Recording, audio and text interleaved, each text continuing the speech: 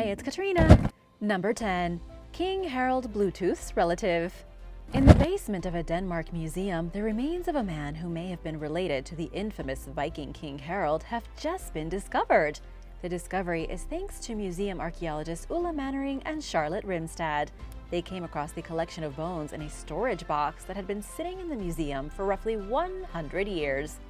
The original find was in 1868. A local farmer came across a Viking tomb near Viborg, dated at 970 AD. The tomb contained the skeletal remains of a man dressed in silk clothing, which was very valuable 1,000 years ago. He was also buried with a wax candle and a ceremonial axe. Judging by the grave goods and the time of his burial, archaeologists believe he was possibly related to the king of the day, Harald Bluetooth. Here's something you probably don't know. King Harald Bluetooth ruled Denmark from 956 to 986. He also ruled Norway for several years in the 970s. He was a major Viking king and one of the people responsible for bringing Christianity to Scandinavia. It's his name we still use today for the wireless communication technology called Bluetooth. The logo for Bluetooth is a combination of the ancient runes for H and B, Harald Bluetooth's initials. The next time you use Bluetooth in your car, remember the tech is named after a Viking king. Number 9. The Spillings Hoard. The Spillings Hoard is the largest collection of Viking silver ever discovered. It was found in 1999 when a TV crew accompanied the archaeologist Jonas Strom to a farm on the Swedish island of Gotland. A farmer there had recently discovered a Viking coin along with some other artifacts. The crew was on site to document the discovery. After they got the footage they needed, the TV crew left.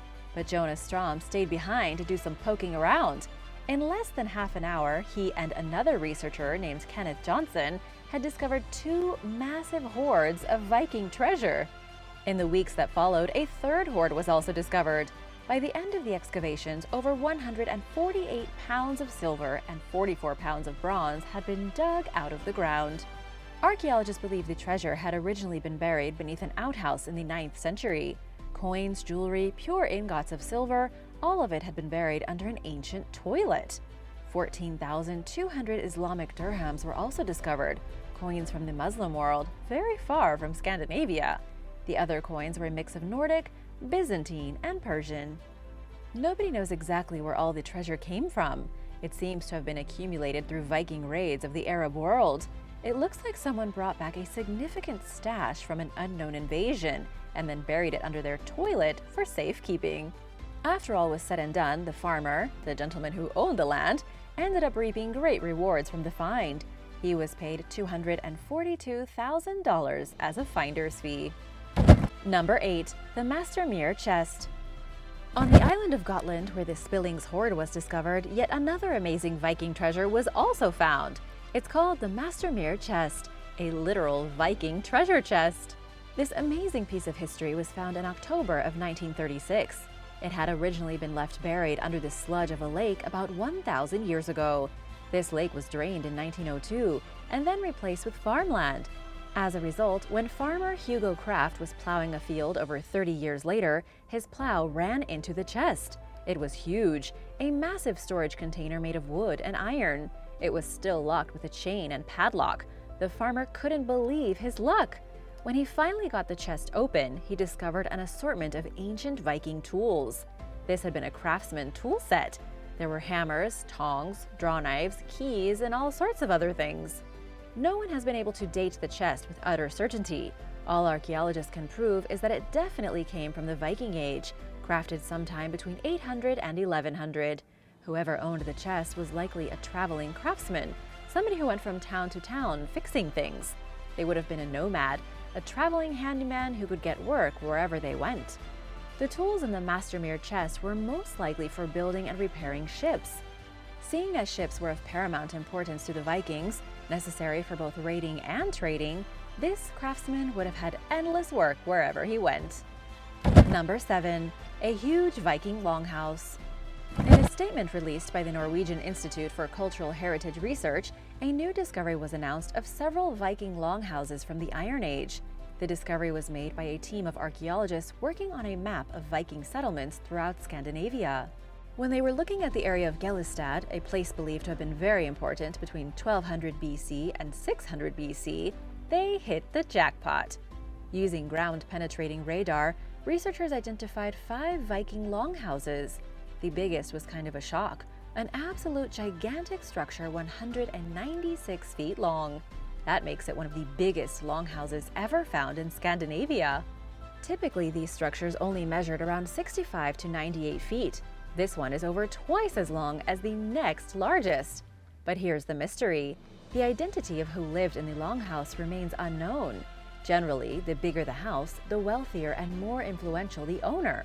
That means whoever lived here must have been a great king, chieftain, or earl. Archaeologists have yet to discover who it could have been. There may just be a great Viking ruler that the history books forgot to mention. Number 6. Viking Amulet Factory. All throughout Denmark, archaeologists have uncovered mysterious Viking figurines. They've also been found from Russia all the way to England, usually depicting women with long hair, armed with swords and shields, and dressed in helmets and long dresses. The amulets date back over 1,000 years to the height of the Viking Age. Researchers generally believed these figurines were meant to represent Valkyries, mythical warrior women who were charged with transporting dead warriors into the afterlife, straight to the gates of Valhalla. However, that may not be true. Archaeologist and expert in Norse mythology Peter Jan Deckers says the amulet has nothing to do with Valkyries. He claims they were made as depictions of real women who fought in battle. The key to his theory is tied directly to the discovery of a jewelry workshop in 2017. The workshop was found near an old Viking trading post on the west coast of Denmark, dated to the 9th century. Over 7,000 clay fragments were found around the workshop, all about the size of a fingernail. When the team of archaeologists from Aarhus University started piecing the fragments together, they realized they were standing in an assembly line. This was a factory used by the Vikings to create hundreds and thousands of these so-called Valkyrie amulets. But they were also producing other amulets here, ones of ordinary things like horses and men. Archaeologists are now struggling to figure out if these figurines were Valkyries or Viking warrior women. Plus, they are trying to figure out who even wore such amulets and what their purpose might have been. What do you think they were for? Let me know in the comments below. Number 5. Lansau Meadows. Lansau Meadows in the Canadian province of Newfoundland is by far the greatest Viking discovery of all time. If you're unfamiliar with this site, there is one major thing you should know. It's the only authenticated Viking settlement anywhere in North America. It's also the very first European village to be built in this part of the world. It was established hundreds of years before Christopher Columbus stumbled upon America completely by accident. This ancient Viking settlement was first excavated in the 1960s and determined to be from somewhere around the year 990. It's located on the very tip of Newfoundland and is extremely isolated. The town of Lansau Meadows only has around 28 residents. But how in the world did the Vikings get here 1,000 years ago? Researchers aren't entirely sure, but believe it may have had something to do with Leif Erikson. He was a legendary Viking spoken of in Icelandic sagas written in the 1200s. In these stories, Leif Erikson led a host of warriors across the world to a strange new land. But nobody really knows what happened to him, or the Vikings who settled in Newfoundland. They only built one settlement that's been confirmed and then vanished before exploring any more of Canada. Number 4. Horned Viking Helmets. A pair of truly amazing bronze helmets were discovered in 1942. The helmets were decorated with curved horns, just how you might imagine a Viking warrior's helmet. However, Vikings never actually decorated their helmets with bull's horns. It's a total fabrication that modern filmmakers have run with. The 2 horned helmets found in the 40s were actually emblems, religious offerings deposited in a bog. The helmets came from the Nordic Bronze Age about 3,000 years ago. This was way before the Vikings or the Norse existed. It was a time when Scandinavia was ruled by people the Romans would have called barbarians. When they went to battle, they used rudimentary helmets or no headgear at all. Instead, the curved helmets were likely meant to be symbols of the sun. They were decorated with the eyes and beak of a bird, which is classic iconography of religious fanatics who worship the sun in the Mediterranean, such as the Phoenicians. In short, the horned helmets were never used by the Vikings. These pieces of headgear were definitely crafted by their Scandinavian ancestors that came before them, but they never used them in battle. The vision we have today of Vikings wearing horned helmets is total fiction. It was another culture altogether. Number 3. Viking Tombs. Swedish archaeologists recently found 7 tombs from the Viking era in the town of Sigtuna. These tombs were made around the year 900 and found to contain the skeletal remains of 8 people. There were 4 adults and 4 children. 2 of the youngsters had likely died immediately after birth. Johan Runer, the project manager of the excavation, says the tombs contain some of the oldest Christian burials ever found here. These skeletons were buried in the earth instead of being cremated. Burials were explicitly Christian, whereas the Vikings would have normally just burned their dead. The archaeologists also found other characteristics of Christian burials. For example, 4 of the tombs were covered in cairns, large piles of rocks. This was common in the earlier days of Christianity as it spread throughout Scandinavia. But the archaeologists also found proof of traditional Viking customs. One of the bodies had silver coins stuffed in its mouth, which was what the Vikings did so that the dead could pay their way into the afterlife. It just goes to show how complicated things were in the later years for the Vikings, who slowly but surely abandoned their old beliefs and accepted Christianity as their religion. Number 2. Viking Age Fortress. An enormous ring fortress was discovered south of Copenhagen at Borgring. The fortress was built in the 10th century and is the first of its kind to be newly discovered in over 60 years. These types of discoveries simply aren't made anymore. The fortress was a military installation, one of many that were put together by the Vikings all throughout Scandinavia. It would have been a huge structure made of timber, with ramparts of earth and wood. There were also other structures here, like houses and barracks. But sadly, the entire fortress is gone. It was only found by using ground-penetrating radar, which revealed the impression of it left on the land. But what's really cool is where the Vikings got the idea to build these ring forts. 100 years earlier, when they first invaded England, they were astounded by these circular ring fortresses with defensive walls that made laying siege to a city quite difficult. These ideas were taken home with the Vikings and implemented in Scandinavia. Finally, archaeologists have not found a single trace that a soldier or battle ever happened inside the fortress here. This is quite similar to what they found in other similar forts.